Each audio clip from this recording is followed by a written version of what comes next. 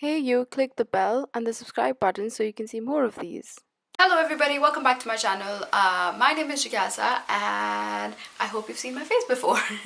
Anyhow, today's video, before you get totally scared off by the title of the video, I just want to say that it's nothing too scary, but it is something that we all go through, and I wanted to take this opportunity to go ahead and talk about it. As simple as that. As you guys might know, that I am also a social media rep for my university, which means that I get to talk about things, I get to blog about it, but this was a certain topic which I wasn't able to go into depth with because of the kind of restrictions that you do or might have, and it's standard protocol for any university for you not to talk so deeply about depression or anything of that sort. And yes, I did cut my hair. So let's just get into this video. This time of the year is a time when a lot of people go from their post-graduation to looking for jobs, or from undergraduation to looking for jobs, or they're in that period where they're looking for summer jobs or something of in between of that sort. So what happens is that independent.co.uk basically wrote a little bit of an article which just touched upon this topic, and I thought that it was really important to really talk about it, not just because it's something that was in the news and I want to talk about it, but because it is something that I am going through personally, and I know a lot of people in my life who are as well, regardless of their age. So I thought that we should talk about it and create a sort of a little community where we can discuss our experiences and what we're going through. Doesn't that sound okay to you? If you know what I'm talking about right now, then go ahead and click a thumbs up, and also please continue watching this video. If you think that this is going to be absolute trash and it's not something for you, you're most welcome to quit, although don't. Let's just get started. So basically, according to this, I've got my little note here. According to this article, it said that 95% of the people who were surveyed thought that this post-graduation depression is something that should be talked about. So now, what exactly is this post-graduation depression? It's basically the fact that once you graduate from your university and you're looking for jobs, that period in between, it could be anywhere between 1 month to 1 year to maybe 2, and you could be unemployed for a really long time, and it is depressing. It is something that you're anxious about for financial reasons, for emotional reasons, for mental reasons, and not just you. Maybe your family is depressed, maybe people around you are getting concerned because your behavior is changing and things of that sort. So it is something that happens to everybody, but we call it whatever we want to, and we just say that no, it's just something that I'm going through, give me time, give me space, but let's just talk about it, right?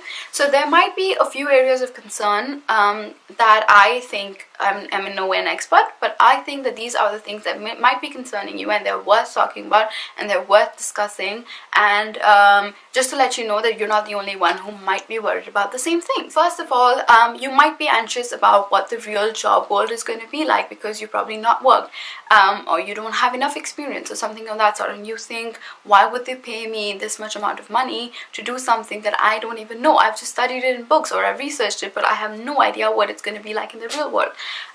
So that might be something that you might be worried about. Don't worry about it, because most jobs do have a sort of a training period of 3 months or something where they do train you. So it's not something to get totally hyped up about. The second thing is student loan. So whether you've taken a student loan from your parents or from the bank or from something of that sort, obviously it is a lot of money that you need to repay back, and you think that if you don't get a job in this year, how are you going to pay it back? How is it going to work out?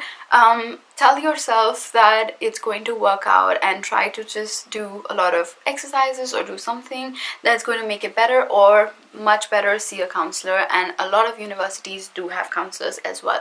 So the third thing is visa opportunities. As an international student, you might be really concerned about what the visa things are like. Your university might have an immigration team which you can go and talk to, so you can go ask somebody who the immigration team is, and they will help you out. Also, I recently discovered that you can get visa extensions while you're looking for jobs or something of that sort. I'd be able to get some of those things intact, and that might help you out. Or you can go to an immigration team and talk about what are the salary expectations, who should you even apply to, who can give you a visa, who can't give you a visa, because I got a short-term job and then I realized that they would never be able to give me a visa because they weren't qualified to. So that would have been a sad ending, and so you have to know beforehand and you have to do your research really well. The thing might be the pressure that your family might be putting on you, that you have to earn this much amount or you will have to pay us back or something of that sort. My family fortunately has been really supportive in this process, but definitely it's something that they worry about constantly, and so do I, and it's a lot of pressure that I put on myself. So maybe it's not just your family and your friends that are putting the pressure on you, it's you yourself that are putting pressure, which is important because that's how you achieve your goals, but don't fall into the depression of it. The next thing is rejection, and it's something that I really deeply want to talk about, is because rejection is good and it's learning from your mistakes and all that, but for a person like me, every time I apply, I'm here because I'm all into it, I'm dedicating myself to what I'm applying to, and then if I get even one rejection, but you have to understand that people get like these many and they're doing yes, no, yes, no, yes, no, so maybe you're just not the right fit for them. But every time I get a rejection, my mood swing goes like this, and then I have to build my way up and go down. So basically that's exactly what post-graduation depression is, where you're going to this low, and you shouldn't be going into that low, but we all do, and that's why we need to talk about it anyway. And then the next thing is that where can you go for help? First of all, talk to your family. Your family is the only people who can understand you really well. Talk to yourself, write it down, think about, plan it out, see if you're giving yourself enough time, see if you're giving yourself enough space. Talk to people, talk about their experiences, and this is one of the reasons why I'm making the video, because I want people to write down in the comments their stories if they've already been through it. And I was the kind of person who would say, you know what, I'm only going to film a video when I'm able to give the advice, not when I'm going through that thing. But this is the first time where I'm like, you know what, I'm going to film a video while I'm going through something and see how it goes. There are going to be people who hate, but let them. At least it's going to help people know that this is what it feels like when you're going through that particular thing. So that's what it is, and I want you to talk about it to career counselors. Your university will probably have that, so make use of it. Make use of the immigration team that you have if you're an international student. Make use of your family, your friends, and try not to get yourself too lonely. You need your space to figure out everything, but don't try to be too lonely.